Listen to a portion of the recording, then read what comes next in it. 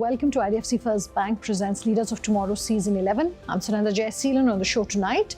We are talking all things textile, that is at our Surat Springboard, a series of conversations that we do across the country to connect better with you, the entrepreneur.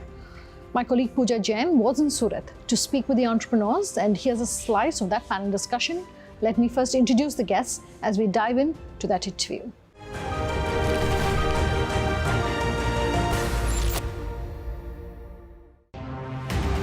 A bustling textile industry, a hub of economic growth, a symbol of India's textile heritage. Surat, the synthetic textile capital of India, continues to steadily weave the way from fiber to fashion. As the sector helps propel the economy to dazzling heights, what's driving the global textile and apparel market? Is the sector vulnerable to the global slowdown in 2023? Are slowing textile exports sparking fears of job losses? From high-end fashion to streetwear, with its innovative textile designs and diverse fabric options, Surat's textile industry has not only influenced the economy but also India's flourishing fashion industry. This industry seems to have weathered the storm. So, sir, are the best days yet ahead of us? Or is this industry in sort of a saturation mode, a contraction wave, and now beginning to perhaps be on the path towards consolidation? Sandeep, I'll start with you.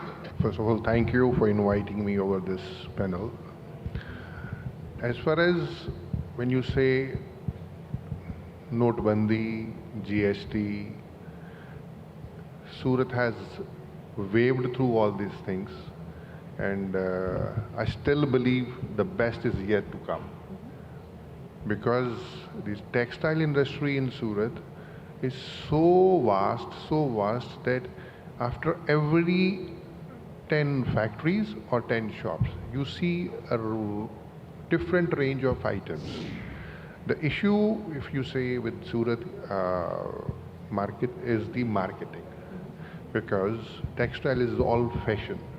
And these days the fashion changes so fast that if you look at the retail counters, every customer wants what's new, and how quick you can manage that new is the,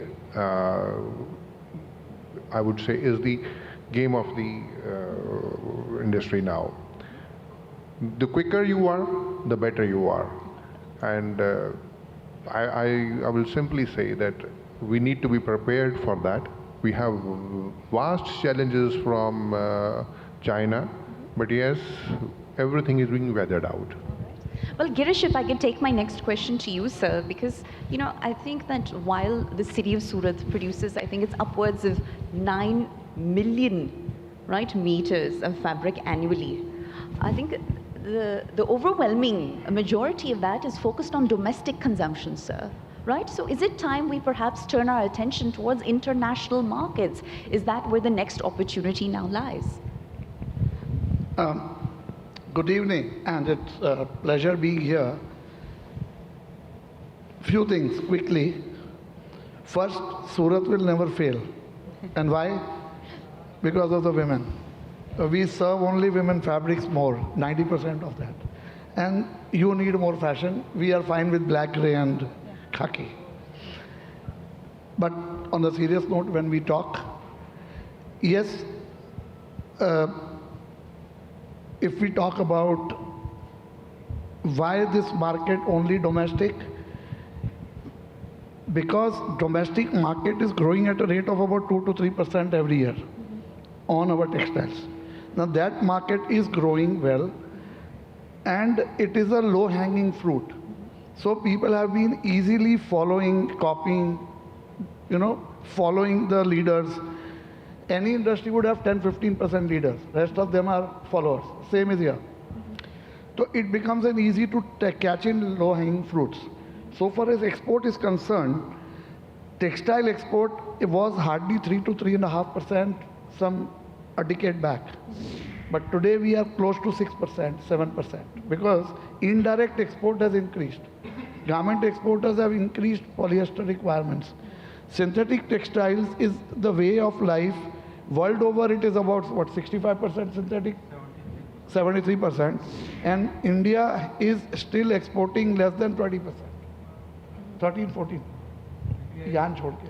Right now in the stage of 40%. 40%. Right. So we have a market gap, Yeah. which is there internationally.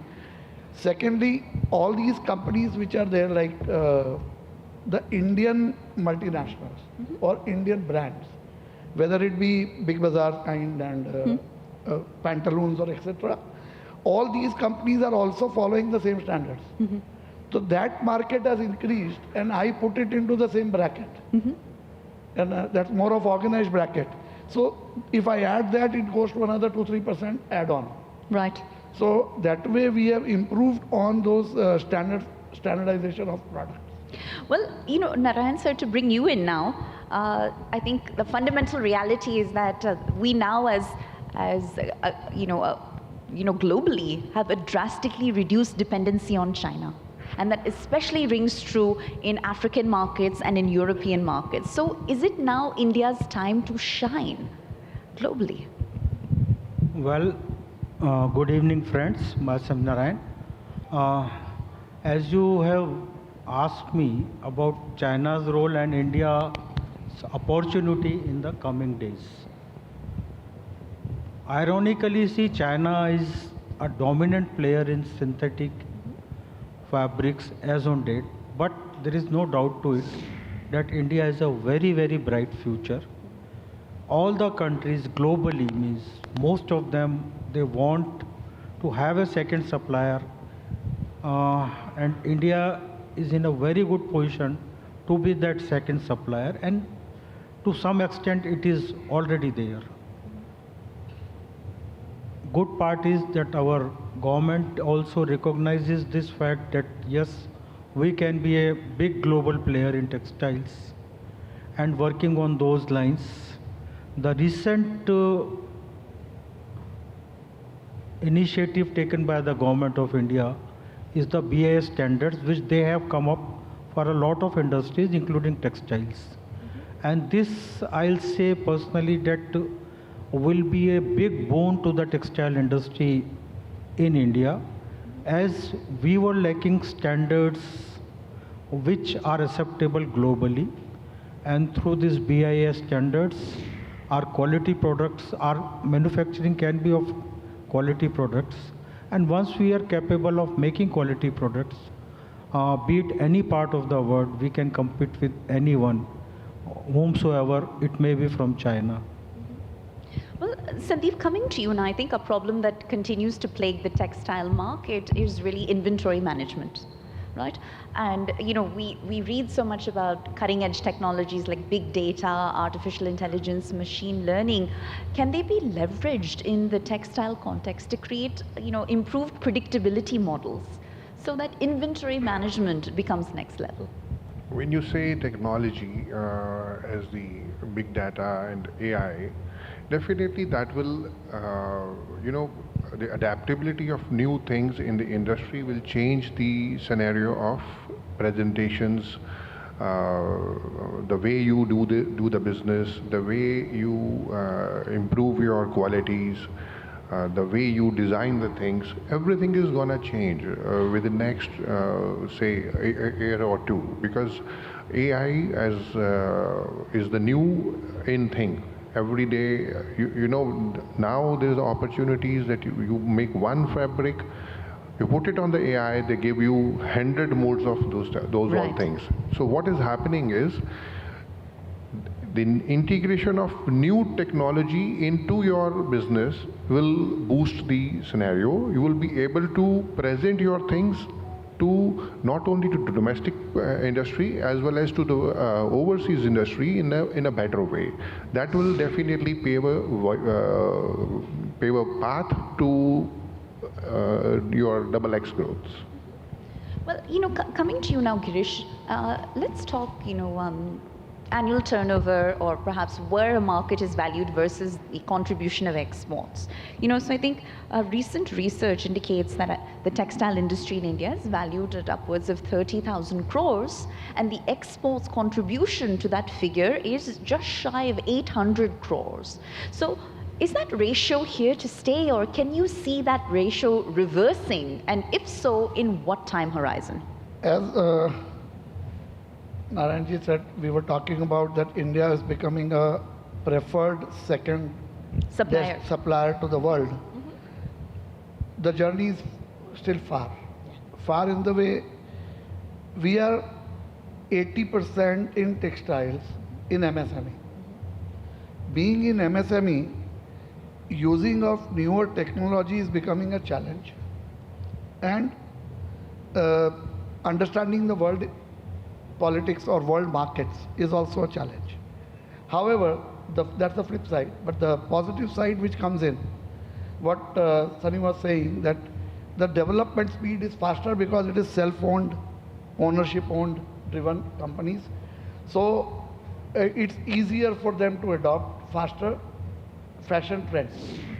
However, just to add on to the previous question where we were talking to using AI or technology, before that India needs to start doing forecasting of textiles. Sure. We don't have a forecasting center in this country. The world forecasting trend is 18 months in advance. It's being practiced for last 50 years in Europe and American markets. We do not have even standardized standards of garmenting in various sectors. If that step in first, then the second step is use of intelligence and data. Right. I'm going to take a quick break on that note. Much more on the other side from our Surat Springboard. Do stay tuned. Back in just a moment.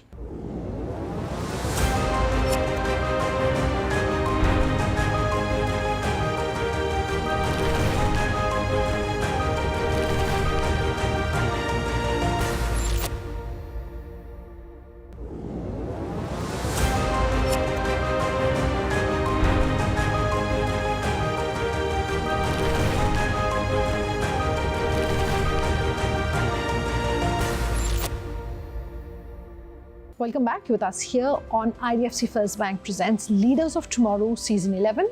You're watching our Surat Springboard.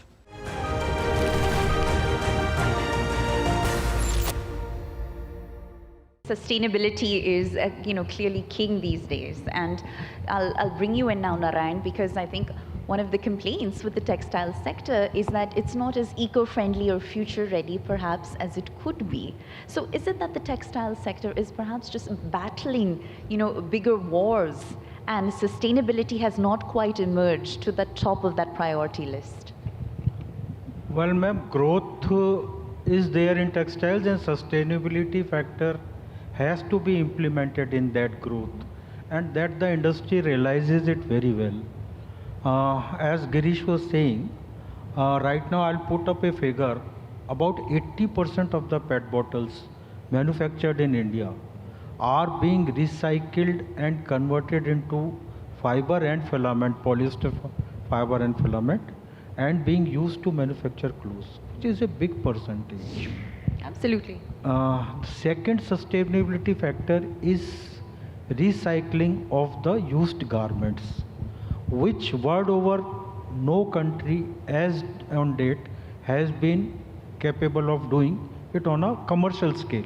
There are samplings going on, there is research and innovations on that field, but that will be the real turning point when our used garments can be recycled, particularly synthetic, because natural fabrics are decomposable, so they don't create much problem.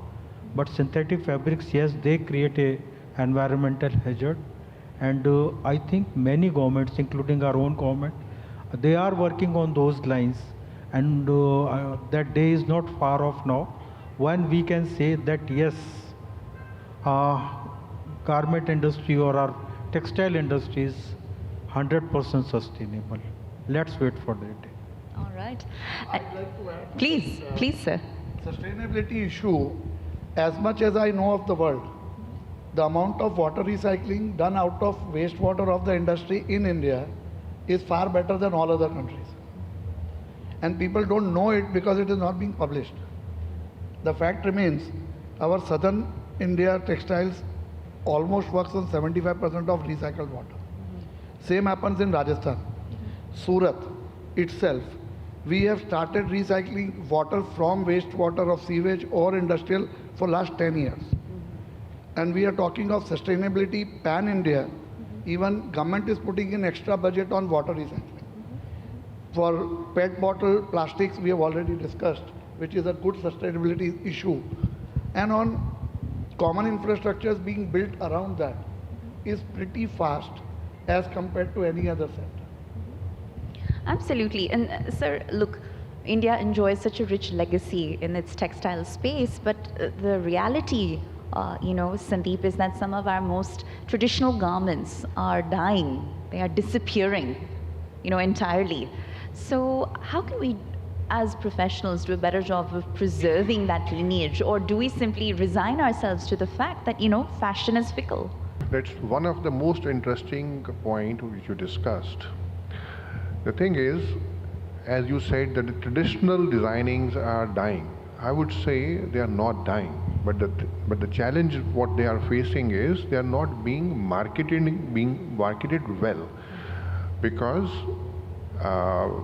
as why we say that India is one of the biggest market for textiles is that India has a huge population. It's crossed the Chinese population. So India and China being the biggest buyers of any product worldwide. Now Indians, they are all over the world. The challenge is a particular thing from Rajasthan or Kutch. How do you make that thing reach worldwide? How do you spread out those things?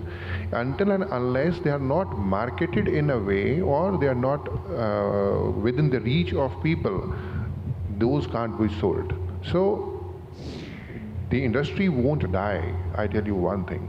It needs a marketing push, and nowadays, because of being a lot of things being sold online, online marketing would help all these industries in a very better way. There will be a little stress in the initial stages because of the higher cuts from the marketing agencies as well as the trust factors. But yes, online marketing would be the next thing for textiles also. These days, when you talk to any MSME in any city, he would say, we have stopped going to the markets to sell. All the means of sale have changed, like everything is sold either online or by WhatsApp. The designer products are being sold online. And you being a lady, you would be well enough known to this, that half of your buying would be also on the mobiles. How do you do it? So the thing is, things will change. People will have to adapt to all these practices that yes, we have to sell this way. And any gentleman, any person who's not adopting the change will face the grudge. Well, I'd love your take, sir. Girish, do you share the same sentiment with respect to if they're marketed well, there's always a target audience? Or is that perhaps, an over-optimistic point of view? See, India, as I said, when it is not working on fashion trends, has a lacuna of making a product and then selling. Right. Whereas worldwide, the trends and the growing companies which have grown well, whether it be Walmart or Max & Spencer or name anything, H&M or Zara, their trends start 18 months in advance. They know what sampling is done, what texture will work, what colors will work. And then based on that, there's a sample market study. And by the time the first production is done, it is their goods are already sold. Right. Right. So that is one area where if we work, India can grow then 5x. Number one, especially in organized market. And organized market is far larger. I mean, giving market size, 700 crore people worldwide, or what we say, 7 billion people worldwide. Right. 3.5 billion women worldwide. Surat is serving to Indian market, which is 500 million. Right? Yes. Where is that 3 billion market study? That's where it's a big gap, which we can fulfill. So far as handloom is concerned, when we are talking about, handloom has a major lacuna of I mean, there is the Ministry of Textile is working a lot on marketing through the board. But however, the product development, I mean, if you would buy a patri sari once, maybe twice, and you would not buy it third time because the Right. variations are not there. Worldwide, if you see Mexican handicraft, if you see something 10 years back, today you have a different product there. So the design development going along with traditional strength of technology, which is maybe primitive technology, but yes, handlooms. You go to Kashmir today, I was there last month, the amount of variations that they've started doing in carpets is not that it is only that traditional carpet. And today they have a world as a market, Right. right? And it's difficult to find your choice available.